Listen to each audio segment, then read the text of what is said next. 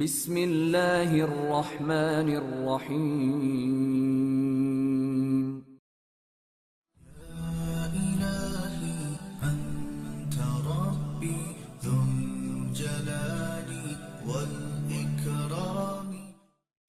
موہن داس کے جاتے ہی حیدر علی سید صاحب کی خدمت میں حاضر ہوا اور تمام واقعات سنانے کے بعد کہنے لگا، موہن داس کو شکایت ہے کہ آپ کی وجہ سے اس کی بیٹی گمراہ ہو گئی ہے۔ میں نے اس کے دیوتاؤں کے خلاف کبھی زبان نہیں کھولی۔ سید صاحب کو موہن داس کی الزام تراشی سے دلی تکلیف پہنچی تھی۔ وہ خود اپنی بیٹی کو یہاں لے کر آیا تھا۔ سریتا ایک غیر معمولی ذہین بچی ہے، ہر شے کے بارے میں اسے تجسس رہتا ہے۔ اپنی اسی فطرت سے مجبور ہو کر وہ مجھ سے مذہب اسلام کے بارے میں مختلف سوالات کرتی رہتی تھی۔ اب میں نہیں جانتا کہ اس کے ذہن پر کیا اثرات مرتب ہوئے ہیں۔ ویسے اس نے مجھ سے کبھی اس بات کا تذکرہ نہیں کیا کہ وہ اپنا آبائی دھرم چھوڑ چکی ہے۔ میں آپ کے پاس اسی امر کی تصدیق کے لیے حاضر ہوا تھا کہ اگر سریتا اسلام قبول کر چکی ہے تو پھر اسے ہندوؤں کے نرغے سے نکال لیا جائے، ورنہ موہن داس جیسا جنونی شخص کسی دن اپنی بیٹی کو ہلاک کر ڈالے گا، اور پھر میں تمام عمر یہ سوچ سوچ کر کف افسوس ملتا رہوں گا کہ میری بے خبری کے سبب ایک کلمہ گو کا خون ہو گیا۔ حیدر علی کے لہجے میں بڑا گداس تھا۔ سریتا نے میرے سامنے کبھی کلمہ نہیں پڑھا، اس لیے میں اس کے ایمان کی تصدیق نہیں کر سکتا، مگر بات یہاں تک پہنچی کس طرح؟ سید صاحب حیران نظر آ رہے تھے۔ مجبوراً حیدر علی کو ٹیپو کے حوالے سے سریتا کے والہانہ عشق کی داستان اور پھر راج محل سے اس کی جبری رخصت تک کے سارے واقعات سید صاحب کے روبرو بیان کرنا پڑے۔ سریتا کے عشق جانسوس کی رودات سن کر سید صاحب کی آنکھیں بھی نم ہو گئیں، پھر بہت پرسوز لہجے میں کہنے لگے، فراست و تدبر سے کام لینا چاہیے، مگر اتنا بھی نہیں کہ انسان اپنی عقل ہی کو خدا سمجھ لے۔ نواب، تو نے اپنے بیٹے سے بھی بدگمانی کی، اور اس لڑکی سے بھی جو عشق کے سوا کچھ نہیں جانتی۔ سید علی مقام، مجھے موت سے ڈر نہیں لگتا، مگر اس لڑکی کے عشق بلاخیز سے بہت خوف زدہ رہتا ہوں۔ حیدر علی رک رک کر بول رہا تھا، آپ نہیں جانتے کہ وہ کیسی عجیب سی باتیں کرتی ہے۔ ہر وقت دھڑکا لگا رہتا ہے کہ اس کی یہی عجیب باتیں کہیں ٹیپو کو گمراہ نہ کر دیں۔ اسے عجیب پیدا کیا گیا ہے، اس لیے عجیب باتیں ہی کرے گی۔ ایک سید صاحب کی افسردگی ختم ہو گئی اور ان کے چہرے پر جلال روحانی نمایاں ہو گیا تھا۔ نہ ٹیپو گمراہ ہوگا اور نہ سریتا بہکے گی، دونوں سید کے شاگرد ہیں، انہیں ان کے راستوں پر چلنے دے۔ اس لڑکی کو زندان سے بچا اور نادان موہن داس کو آخری بار تنبیہ کر دے کہ وہ ظالمانہ حرکتوں سے باز آ جائے، اس کے پاس وقت بہت کم ہے۔ سید صاحب حالت جذب میں بول رہے تھے اور والی میسور کے جسم پر لرزہ طاری تھا۔ پھر جب حیدر علی سید کی بارگاہ سے اٹھا تو اس کے سر سے ایک بڑا بوجھ اتر چکا تھا۔ دوسرے دن سرکاری کارندوں نے موہن داس، اس کی ماں بملا دیوی اور سریتا کو نواب حیدر علی کی خدمت میں حاضر کر دیا۔ سریتا سر سے پاؤں تک زخمی تھی، اس کے دلکش چہرے پر جگہ جگہ نیلے نشانات تھے اور آنکھوں میں شکستگی کا غبار بھرا ہوا تھا۔ پنڈت، تو نے اس کا یہ کیا حال بنا دیا ہے؟ حیدر علی قہر آلود لہجے میں موہن داس سے مخاطب ہوا، کیا تو نے میرا حکم نہیں سنا تھا؟ نافرمانی کی سزا جانتا ہے، کیا تو میرے غضب سے واقف نہیں؟ سرنگا پٹنم کی گلیوں میں ہاتھ پھیلائے پھرے گا اور کوئی بھیک دینے والا بھی نہیں ہوگا۔ موہن داس اور بملا دیوی کھڑے کھڑے تھر تھر کانپ رہے تھے۔ اور کیا تجھے سید صاحب نے گمراہ کیا ہے؟ حیدر علی نے اپنا زاویہ تبدیل کیا اور سریتا سے مخاطب ہوا جو درد کی مجسم تصویر بنی ہوئی تھی۔ وہ روشنی ہے اور صرف روشنی۔ سید صاحب کا ذکر کرتے ہوئے سریتا کی آنکھیں چھلک اٹھی تھیں۔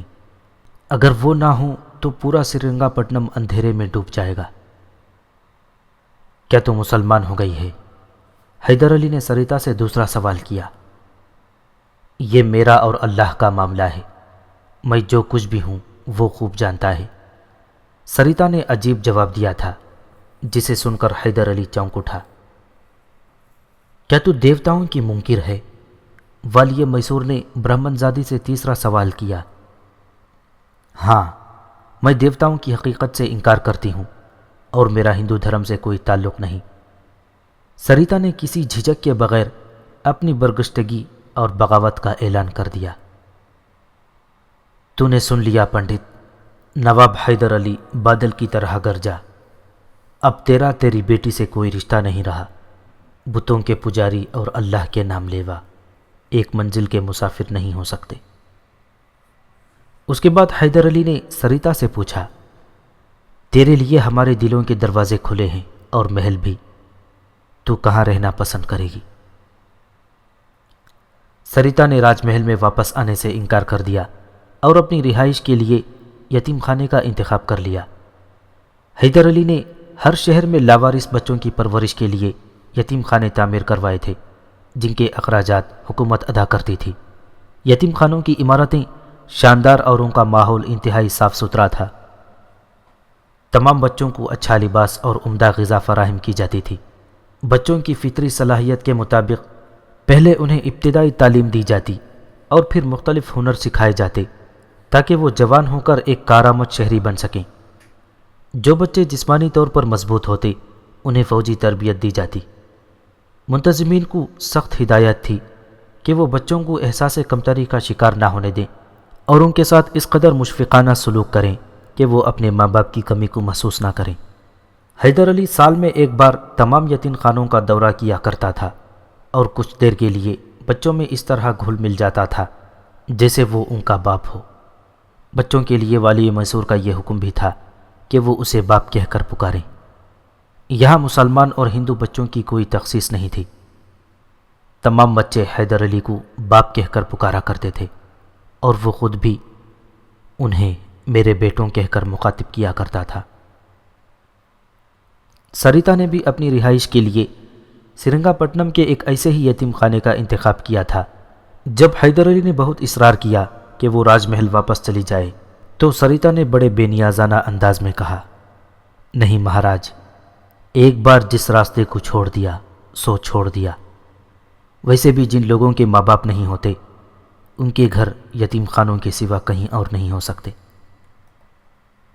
اگرچہ موہن داس ایک محبت کرنے والا باپ تھا، لیکن سریتا کی باغیانہ روش نے اسے بیٹی کے خون کا پیاسا بنا دیا تھا۔ وہ حیدر علی کی عدالت سے نکل کر سیدھا مندر میں پہنچا اور اپنی کمرے میں بند ہو کر صورتحال کا جائزہ لینے لگا۔ پھر رات کے وقت راجا کرشنا کے سامنے گریہ وزاری کرنے لگا۔ نواب بہادر اور سید نے مل کر میری بیٹی کو تباہ کر ڈالا، اسے جبراً مسلمان بنا کر یتیم خانے میں داخل کر دیا ہے۔ کچھ دن بعد ایک خوبصورت برہمن زادی کسی مسلمان سردار کی ہوس کا خوراک بن جائے گی۔ موہن داس کھلا جھوٹ بول رہا تھا، مگر اپنے جھوٹ کو سچ ثابت کرنے کے لیے اس نے گریبان چاک کر لیا اور بار بار سینہ پیٹ رہا تھا۔ اگر برہمن کی آبرو لٹ گئی تو پھر کیا بچے گا؟ کچھ بھی نہیں۔ ہندوستان کا ایک ایک ہندو ہلاک و برباد ہو جائے گا۔ سریتا کے لیے کچھ کیجیے مہاراج، بس اب آپ ہی کا سہارا ہے۔ راجا کرشنا اسی موقع کی تلاش میں تھا۔ حیدر علی اور سید اکرام بخاری کے خلاف اس کے دل میں نفرت و انتقام کے انگارے بھرے ہوئے تھے۔ راجا کی نظر میں حیدر علی اس کی عزت کا رہزن اور اقتدار کا غاصب تھا۔ سید صاحب سے اسے اس لیے نفرت تھی کہ اگر وہ بوڑھا اپنی کرامت کا مظاہرہ نہ کرتا تو حیدر علی کے بیوی بچے یرغمال بنا لیے جاتے اور آج سیاسی صورتحال بالکل مختلف ہوتی۔ اپنی معزولی کے بعد سے آج تک راجا کرشنا حیدر علی کے خلاف بے شمار منصوبے بنا چکا تھا، مگر یہ سارے منصوبے اس کے اپنے ذہن میں پیدا ہوتے تھے اور کچھ دن زندہ رہ کر دماغ ہی میں مر جاتے تھے۔ آج جب موہن داس اس سے مدد مانگنے کے لیے آیا تو راجا کرشنا کے ہونٹوں پر معنی خیز مسکراہٹ ابھر آئی۔ تیرا کام ہو جائے گا پنڈت، مگر تجھے ہمت سے کام لینا ہوگا۔ میں اپنی جان سے بھی گزرنے کے لیے تیار ہوں۔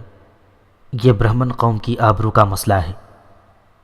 موہن داس ایک با کردار برہمن تھا، لیکن مذہب کے معاملے میں وہ انتہائی کٹر، تنگ نظر اور متعصب تھا۔ اگر حیدر علی درمیان میں نہ ہوتا تو وہ اب تک اپنی بیٹی سریتا کو بھی قتل کر چکا ہوتا۔ تجھے نواب حیدر علی اور سید صاحب کو سرعام رسوا کرنا ہوگا۔ راجہ کرشنا کے لہجے میں درندگی جھلک رہی تھی۔ پھر تجھے تیری بیٹی مل جائے گی۔ مگر یہ کیسے ممکن ہے مہاراج؟ موہن داس پاگلوں کی طرح راجہ کرشنا کی طرف دیکھ رہا تھا۔ ایک تنہا آدمی نواب کو کس طرح ذلیل کر سکتا ہے؟ تو صبح اور شام کی پوجا میں حیدر علی کے مظالم کی داستانیں اس طرح بیان کرے گا کہ پوری ہندو قوم کے دل و دماغ جل اٹھیں۔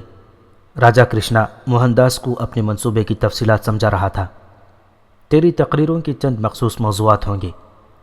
حیدر علی کی وجہ سے ہندو دھرم خطرے میں ہے۔ دیوتاؤں کے نام لیواؤں کی جاگیریں اور املاک لوٹی جا رہی ہیں۔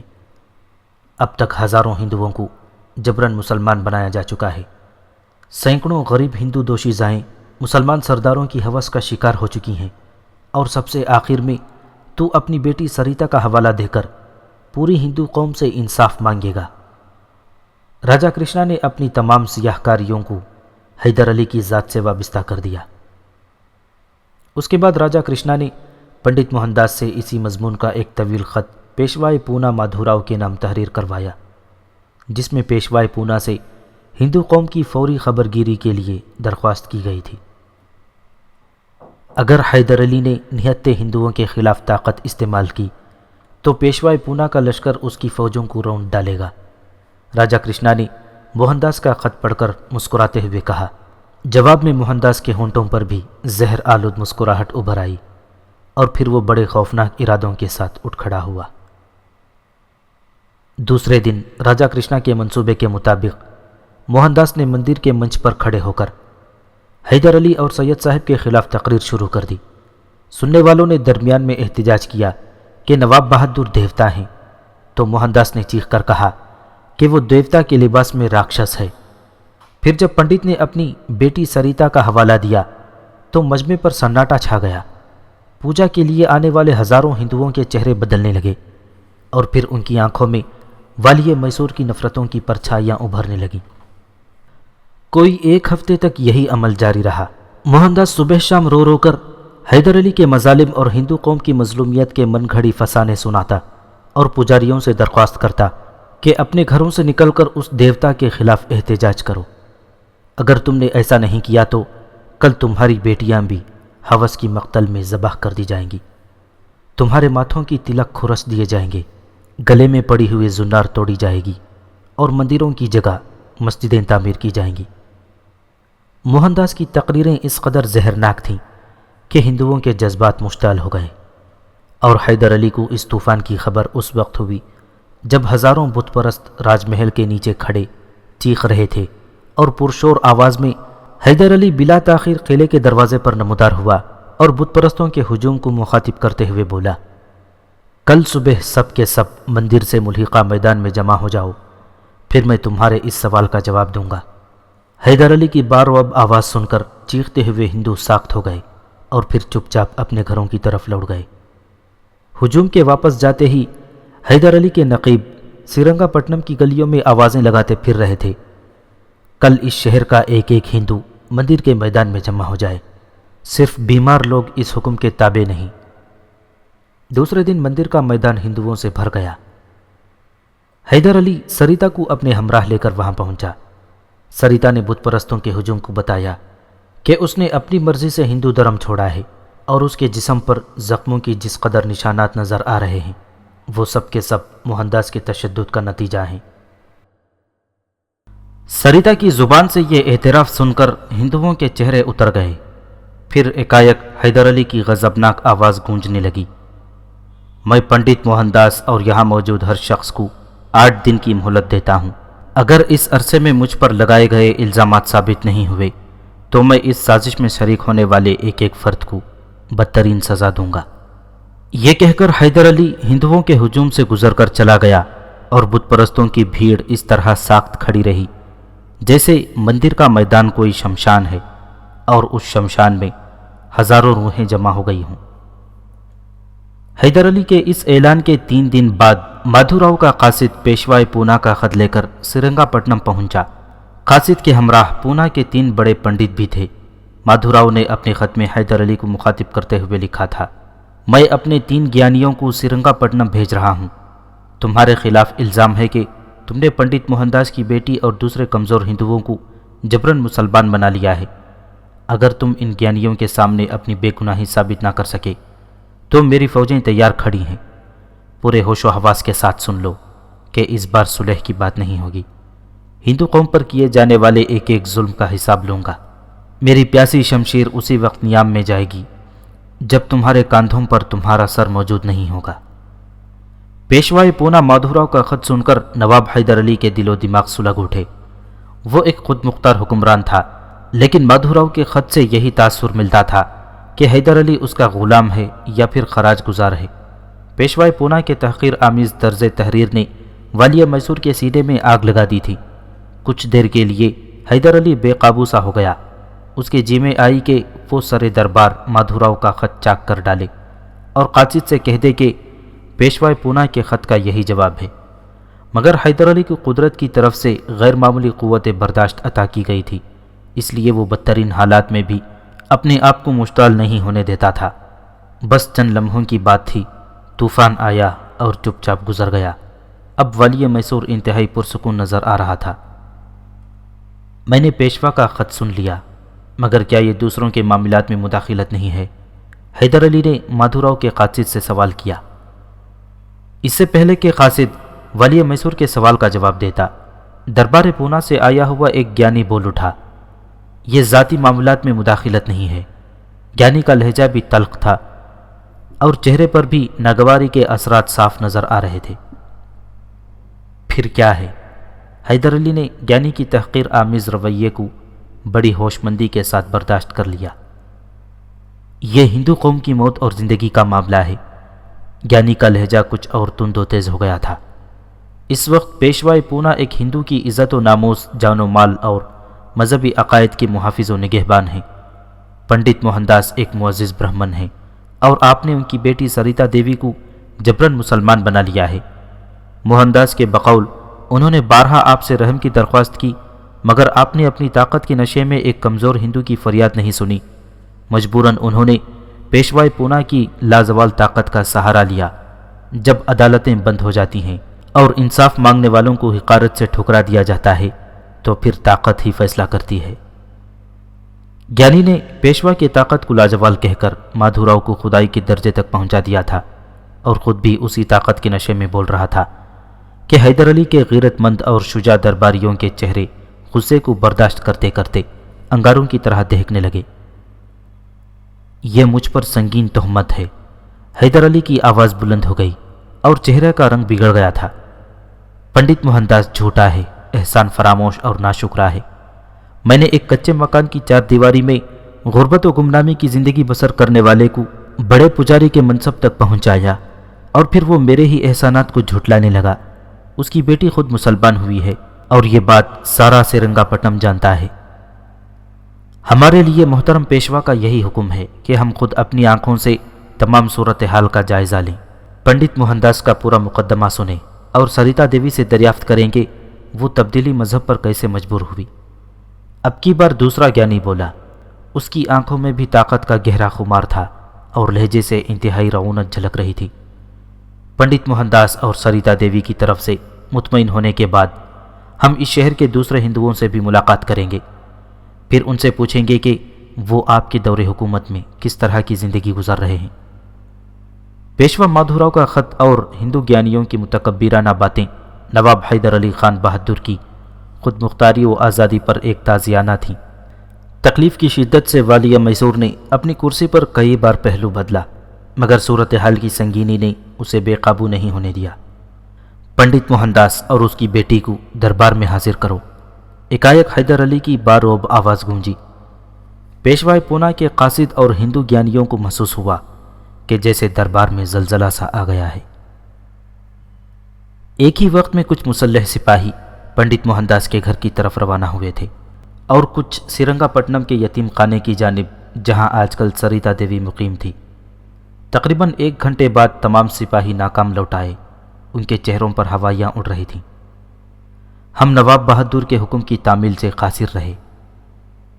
وجہ؟ حیدر علی کی آواز اتنی بلند تھی کہ حاضرین کو دربار سرنگا پٹنم میں دوسری بار زلزلے کا احساس ہوا۔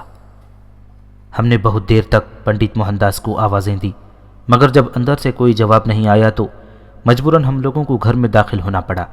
وہاں ایک ناقابل یقین منظر ہماری آنکھوں کے سامنے تھا۔ پنڈت موہن داس اور اس کی ماں بملا دیوی کی لاشیں آنگن میں پڑی ہوئی تھیں اور ہر طرف خون ہی خون پھیلا ہوا تھا۔ انہیں کسی نے بڑی صفاکی کے ساتھ قتل کر دیا ہے۔ دونوں ماں بیٹے کی گردنیں ان کے جسموں سے جدا ہیں۔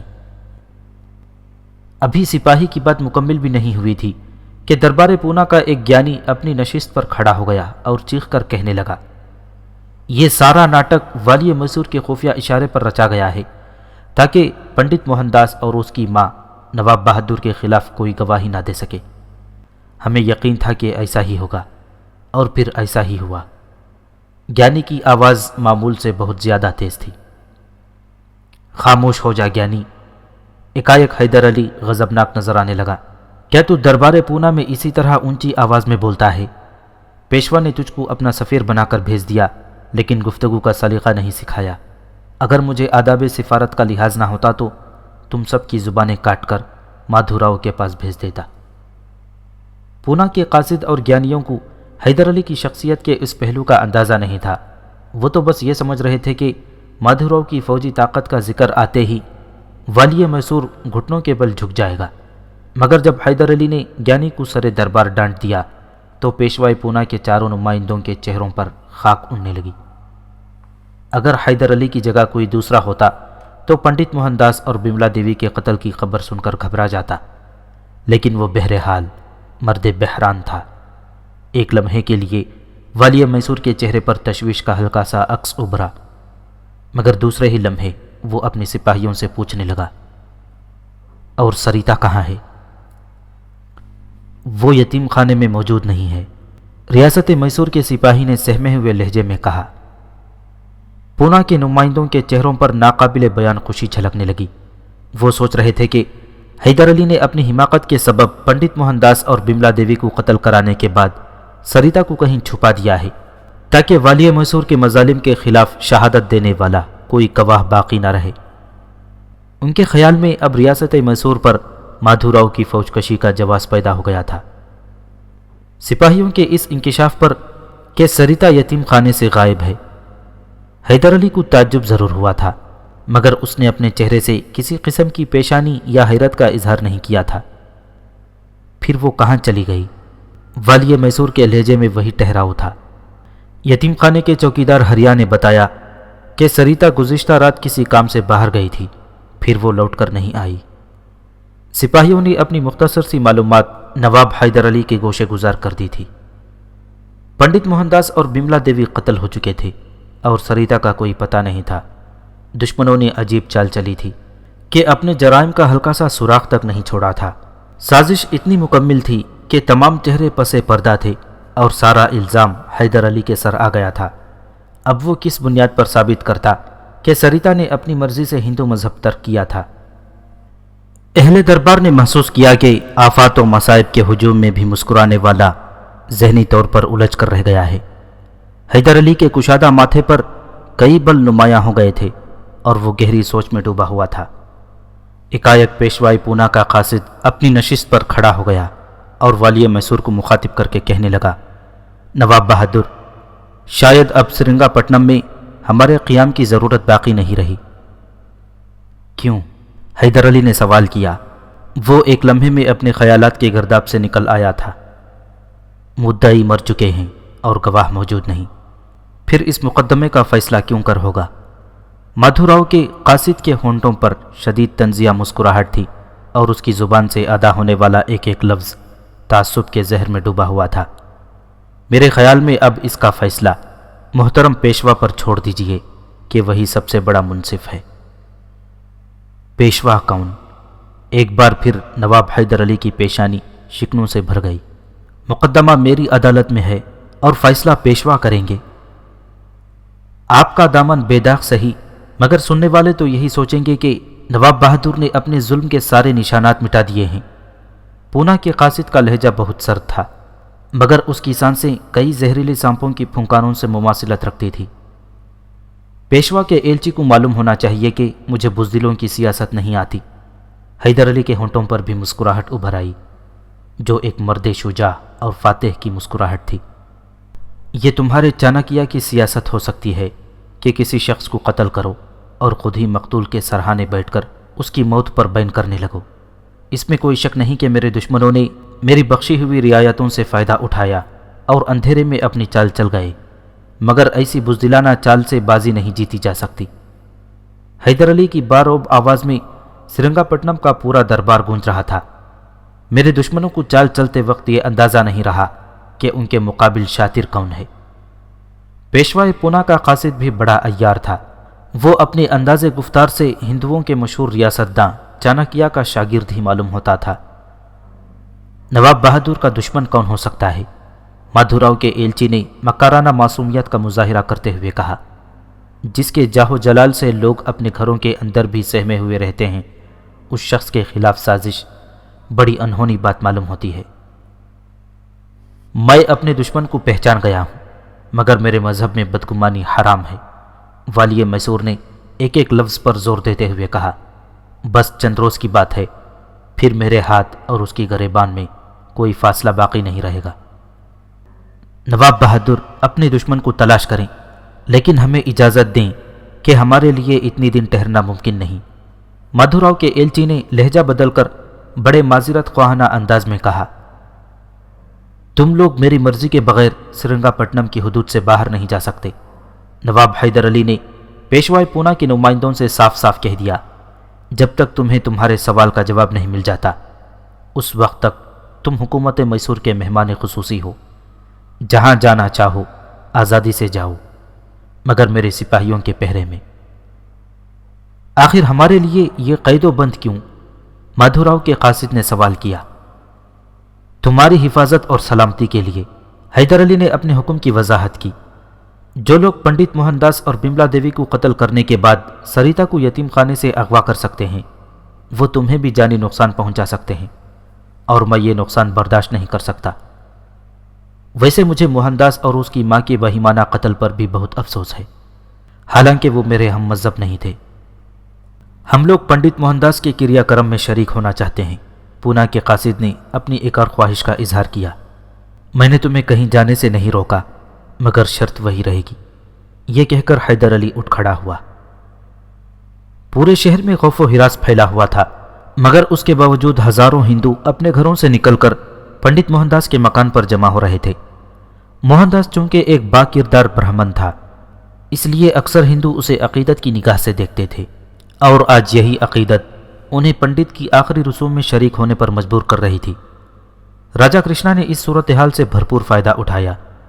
موہن داس کے قتل کی خبر ملتے ہی وہ اس کے مکان پر پہنچ گیا تھا، اور پنڈت کے آخری دیدار کے لیے آنے والے لوگوں سے چیخ چیخ کر کہہ رہا تھا، اب کیا دیکھنے آئے ہو؟ موہن داس ہلاک نہیں ہوا، ہندو دھرم کو قتل کر دیا گیا ہے۔ راجہ کرشنا کی جذباتی تقریر سن کر سادہ لوح ہندو رونے لگے تھے۔ میسور کے سابق حکمران نے لوہے کو گرم پا کر بڑی عیاری کے ساتھ ایک اور کاری ضرب لگائی۔ ابھی کیا ہوا ہے؟ بس خاموشی سے دیکھتے رہو کہ کیا کیا ہونے والا ہے۔ پہلے میرے اقتدار پر ڈاکہ ڈالا گیا، پھر ایک برہمن زادی کو اس کا مذہب چھوڑنے پر مجبور کیا گیا، اور اب پیشوائی پونا نے ہندوؤں کی داد رسی کے لیے اپنے نمائندوں کو بھیجا تو موہن داس کو راستے سے ہٹا دیا گیا۔ راجہ کرشنا دربار کی پوری کارروائی کو با آواز بلند بیان کر رہا تھا۔ اگرچہ وہ دربار سرنگا پٹنم میں موجود نہیں تھا، لیکن اس کے جاسوس ایک ایک لمحے کی خبر پہنچا رہے تھے، اور راجہ کرشنا انہی خبروں کو غلط انداز میں پیش کر کے ہندوؤں کے جذبات کو بھڑکانے کی کوشش کر رہا تھا۔ ابھی تم سب اپنے اپنے گھروں میں سکھ کی نیند سوتے رہو، پھر جب آنکھ کھلے گی تو تمہیں پتہ چلے گا کہ دکھوں کا سیلاب سب کچھ بہا کر لے گیا ہے۔ نہ تمہاری جانیں بچیں گی، نہ دیوتا اور نہ دھرم۔ پھر ہم کیا کریں مہاراج؟ غمزدہ ہندوؤں نے سسکتی ہوئی آوازوں میں پوچھا۔ ہم بہت مجبور ہیں۔ مجبور نہیں، بے غیرت اور بزدل ہو۔ راجہ کرشنا نے بڑے جارحانہ لہجے میں اپنی قوم کی غیرت کو للکارا۔ اور کچھ نہیں کر سکتے تو موہن داس جیسے مہاتما کی لاش کو لے کر سرنگا پٹنم کی شاہراہوں پر نکل آؤ اور ساری دنیا کو بتاؤ کہ ہندوؤں پر کیسے کیسے مظالم ڈھائے جا رہے ہیں۔ میں پنڈت کی ارتھی کے جلوس کی قیادت کروں گا۔ اتنا چیخو کہ آسمان سر پر اٹھا لو۔ محترم پیشوا کے نمائندے یہاں موجود ہیں، ان کی سماعتوں تک اپنی آوازیں پہنچا دو۔ پونا کے لاکھوں سپاہی اس طرح بارکاب ہیں کہ تم انہیں پکارو اور وہ تمہاری درد بھری فریاد سن کر دوڑ پڑیں گے اور غاصب حیدر علی کے تاج و تخت کو اپنے گھوڑوں کے سمون تلے رون ڈالیں گے۔ قسمت نے تمہیں یہ آخری موقع دیا ہے، اگر اسے بھی گوا دیا تو زندگی بھر اپنے سینے کھرچتے رہو گے اور تمہارے زخموں پر مرہم رکھنے والا کوئی نہیں ہوگا۔ راجا کی یہ جذباتی تقریر سن کر ہندوؤں کے مجمع پر سناٹا چھا گیا تھا۔ پھر ایک کئی مشتعل ہندو نوجوانوں کی تیز آوازیں ابھریں۔ وہ اپنے دل کی طاقت سے نارازنی کر رہے تھے۔ ایسا ہی ہوگا مہاراج، ہم مہاتما موہن داس کے قاتلوں سے انتقام لیں گے اور ہندو دھرم کے دشمنوں کو اس دھرتی پر جینے نہیں دیں گے۔ ان تمام نوجوانوں کی آوازوں کو راجا کرشنا نے اپنی دولت سے خرید لیا تھا۔ یہی وجہ تھی کہ ان سب نے چیختے چیختے اپنے گلے پھاڑ لیے تھے اور گریبانوں کو چاک کر ڈالا تھا۔ پھر ہندوؤں کا باقی ہجوم بھی ان جذباتی نعروں کے شور میں بہہ گیا اور سرنگا پٹنم کی فضا بت پرستوں کی اس مطالبے سے گونجنے لگی، مہاتما موہن داس کے قاتلوں کو ہمارے حوالے کرو۔ اسی دوران نواب حیدر علی اپنے چند سپاہیوں کے ہمراہ موہن داس کے گھر پہنچا۔ والی میسور کو آتے دیکھ کر راجا کرشنا نے ہندوؤں کے ہجوم سے چیخ کر کہا، وہ آ رہا ہے ہندو دھرم اور رام راج کا سب سے بڑا دشمن، اپنی آوازیں تیز کر دو، اسے بتا دو کہ ہندو عظیم تر ہے اور انہیں کسی غیر ہندو کی غلامی قبول نہیں۔ ایک بار پھر کرائے کے ہندو نوجوان گلا پھاڑ کر چیخنے لگے۔ باقی ہجوم کی آوازیں بھی ان کی آوازوں میں شامل تھیں۔ نواب حیدر علی ہجوم کے قریب پہنچ کر اپنے گھوڑے سے اتر گیا اور شاہانہ جاہ و جلال کے ساتھ آگے بڑھنے لگا۔ ریاست میسور کے سپاہی کوشش کر رہے تھے کہ وہ حفاظتی تدبیر کے طور پر نواب کو اپنے جلو میں رکھے، مگر حیدر علی اس قدر تیز قدموں سے آگے بڑھ رہا تھا کہ تمام محافظ فوجی پیچھے رہ گئے۔ والی میسور کو اپنی طرف آتا دیکھ کر بت پرستوں کی بھیڑ خود بخود قطاروں میں بڑھ گئی۔ حیدر علی نے ایک لمحے کے لیے رک کر اپنے دائیں جانب نظر ڈالی تو چیخنے والے ہندوؤں نے نظریں جھکا لیں اور وہ کسی پتھر کی طرح ساخت ہو گئے۔ پھر وہ اپنی بائیں جانب پلٹا اور اس کے رعب و جلال نے مشتعل ہندوؤں سے قوت گویائی چھین لی۔ بس راجا کرشنا کے خریدے ہوئے ان چند نوجوانوں کی آوازیں سنائی دے رہی تھیں جو پنڈت کے گھر کے دروازے کے قریب کھڑے چیخ رہے تھے، مہاتما موہن داس کے قاتلوں کو ہمارے حوالے کرو۔ حیدر علی نے ان ہندو نوجوانوں پر ایک اچٹتی سی نظر ڈالی۔ کرائے کے غلام والی میسور کی جلال کی تاب نہ لا سکے، ان کی نظریں جھک گئیں اور آوازیں مدھم پڑ گئیں۔ حیدر علی تیز قدموں سے آگے بڑھا۔ راجا کرشنا موہن داس کے گھر کے دروازے پر خاموش کھڑا تھا۔ اس کے بال بکھرے ہوئے تھے، سر پر دستار موجود نہیں تھی اور وہ خود کو پنڈت کی موت کے غم میں بہت زیادہ سوگوار ظاہر کرنے کی کوشش کر رہا تھا۔ حیدر علی میسور کے سابق حکمران کو دیکھ کر ٹہر گیا اور بڑی معنی خیز انداز میں راجا کرشنا سے مخاطب ہوا، مہاراج، آپ اور یہاں، آپ کو معلوم نہیں کہ مہاتما موہن داس کا قتل ہو گیا؟ راجا کرشنا کے لہجے سے شدید طنز جھلک رہا تھا۔ اگر بے خبر ہوتا تو یہاں کیوں آتا؟ حیدر علی نے صورتحال کی نزاکت کا احساس کرتے ہوئے انتہائی سنجیدہ لہجے میں کہا، مگر یہ راز سمجھ میں نہیں آیا کہ پنڈت موہن داس مرتے ہی مہاتما کیسے ہو گیا؟ کل تک تو وہ آپ کی نظروں میں اس دنیا کا سب سے بڑا پاکھنڈی تھا۔ آپ تو سوامی بھیرومل جیسے انسان ہی کو مہاتما کا درجہ دے سکتے تھے، پھر یہ انقلاب کیوں؟ حیدر علی نے چند الفاظ میں سب کچھ بیان کر دیا تھا، مگر راجا کرشنا نے والی میسور کی باتوں کا کوئی تاثر قبول نہیں کیا۔ وہ بڑی بے حیائی اور عیاری کے ساتھ سیاست کی بساط پر آخری بازی کھیل رہا تھا۔ موہن داس مہاتما تھا اور اسی حیثیت سے وہ میسور کے اتہاس میں امر ہو جائے گا۔ راجا کرشنا نے موہن داس کی تعریف کر کے جھوٹ اور منافقت کی عجیب مثال پیش کی۔ دوسروں کی نظر میں موہن داس قتل ہوا ہے، مگر میرے نزدیک اس نے ہندو دھرم کو بچانے کے لیے اپنی جان کی قربانی دی ہے، اسے شہید کیا گیا ہے۔ اور میں اپنے شہید کو آخری سلام پیش کرنے کے لیے یہاں آیا ہوں۔ ایک راجا کرشنا کی آواز بلند ہو گئی تھی تاکہ دوسرے ہندو بھی اس کی گفتگو سن سکیں۔ نواب حیدر علی راجا کرشنا کی بے حسی اور بے شرمی پر حیران رہ گیا۔ بے شک آپ اپنے شہید کو آخری سلام پیش کریں، مگر بہت احتیاط اور ذمہ داری کے ساتھ۔ امید ہے آپ میرا مطلب سمجھ گئے ہوں گے۔ والی میسور نے ایک ایک لفظ پر زور دیتے ہوئے کہا اور راجا کرشنا کے چہرے کے تاثرات دیکھے بغیر موہن داس کے گھر میں داخل ہو گیا۔ بڑا لرزہ خیز اور عبرت ناک منظر تھا۔ موہن داس اور اس کی ماں بملا دیوی کے سر الگ پڑے تھے، دونوں کی آنکھیں اگلی ہوئی تھیں اور چہروں پر ناقابل بیان دہشت پتھر کی لکیر کی طرح جم کر رہ گئی تھی۔ نامعلوم قاتلوں نے نواب حیدر علی کو ہندو اکثریت کے حلقے میں بدنام و رسوا کرنے کے لیے بڑا مکمل منصوبہ بنایا تھا اور پنڈت موہن داس کو اس قدر درندگی کے ساتھ قتل کیا تھا کہ اگر ہندو قوم اپنی مذہبی رہنما کی لاش دیکھے تو اس کے جذبات برانگیختہ ہو جائیں۔ حیدر علی کچھ دیر تک مردہ جسموں کے قریب کھڑا انسانی زندگی کی بے ثباتی پر غور کرتا رہا۔ پھر اچانک اس کی سماعت میں سید صاحب کے الفاظ گونجنے لگے، موہن داس سے کہہ دو کہ وہ اپنی ظالمانہ حرکتوں سے باز آ جائے، ورنہ اس کے پاس بہت کم وقت ہے۔ سید اکرام بخاری کا خیال آتے ہی والی میسور کے جسم پر ہلکا سا لرزہ طاری ہو گیا۔ کیا سید صاحب قبل از وقت موہن داس کی ہلاکت سے باخبر ہو گئے تھے، یا پھر پنڈت کی موت ہی سید صاحب کی دل آزاری کا نتیجہ ہے کہ وہ ان کی شاگرد سریتا دیوی پر وحشیانہ مظالم ڈھا رہا تھا؟ حیدر علی کچھ دیر تک اپنے خیالات میں الجھتا رہا اور پھر موہن داس کی لاش پر آخری نظر ڈال کر آہستہ آہستہ باہر آیا۔ راجا کرشنا کی ہدایت کے مطابق ہندو نوجوان چیخ رہے تھے، موہن داس کے قاتلوں کو ہمارے حوالے کیا جائے۔ والی میسور سمجھ گیا تھا کہ یہ سب کچھ راجا کرشنا کی شرارت ہے۔ مت کرو ایسا مطالبہ کہ جس سے عدالت اور قانون پر حرف آئے۔ ایک حیدر علی کی باروب آواز گونجی اور چیختے ہوئے ہجوم پر سناٹا چھا گیا۔ کیا میں نے موہن داس کے قاتلوں کو اپنے محل میں پناہ دے رکھی ہے؟ یہ کہتے کہتے والی میسور کے چہرے پر آتش جلال بھڑک اٹھتی تھی اور اس کا لہجہ انتہائی غضبناک ہو گیا تھا۔ میں پنڈت کے قاتلوں کو تمہارے حوالے کیوں کروں گا؟ کیا میری عدالت اتنی کمزور ہے کہ وہ مجرموں کو سزا دینے سے قاصر رہے گی؟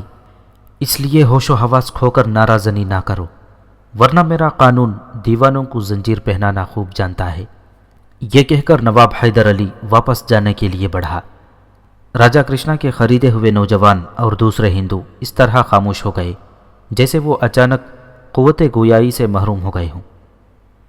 حیدر علی انسانی ہجوم کے درمیان سے گزرتا ہوا چند قدم اور آگے بڑھا تو اسے پیشوائی پونا کے چاروں نمائندے نظر آئے۔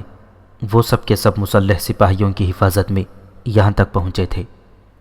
والی میسور چند لمحوں کے لیے ان کے پاس ٹھہرا۔ اب اندازہ ہو گیا ہوگا کہ آپ لوگ میری مملکت میں کتنے آزاد ہیں، مگر اس آزادی سے غلط فائدہ نہ اٹھانا کہ میں اپنے معاملات میں کسی کی بیجا مداخلت پسند نہیں کرتا۔ حیدر علی پونا کے نمائندوں کو تنبیہ کرتا ہوا آگے بڑھا تو اسے شجاعت خان دکھائی دیا۔ اس سے پہلے کہ والی میسور اپنے نائب سالار سے اس کی موجودگی کے بارے میں دریافت کرتا، شجاعت خان خود ہی بول اٹھا، سرکار، میں اپنی خطا پر بہت شرمندہ ہوں، خدا کے لیے اب مجھے معاف کر دیا جائے۔ میں زیادہ دن تک آپ کی جدائی برداشت نہیں کر سکتا۔ آپ کی نظروں سے دور ہوئے 1 ماہ گزر گیا، مگر کسی رات بھی چین سے نہیں سو سکا۔ والی میسور اپنے معتمد خاص کی یہ اضطرابی کیفیت برداشت نہ کر سکا اور بے اختیار اس نے شجاعت خان کے کاندھے پر ہاتھ رکھ دیا۔ تجھ سے بچھڑ کر چین سے تو میں بھی نہیں ہوں۔ شجاعت خان کو پہلی بار احساس ہوا تھا کہ حیدر علی کی محبت میں سمندر کی طرح گہرائی ہے۔ سرکار، شجاعت خان کی بات مکمل ہونے سے پہلے ہی حیدر علی نے شجاعت خان کو ڈانٹ دیا، عورتوں کی طرح آنسو بہاتا ہے، جا راجا کرشنا پر نظر رکھ، وہ فتنہ گر موہن داس کے قتل کی آڑ میں پھر کوئی چال چل رہا ہے۔ حیدر علی نے شجاعت خان کا قصور معاف کر دیا تھا۔ پھر وہ تیزی سے راج محل کی طرف چلا گیا اور تھوڑی دیر کے بعد سرنگا پٹنم کی گلی کوچوں میں فوجی ہی فوجی نظر آ رہے تھے۔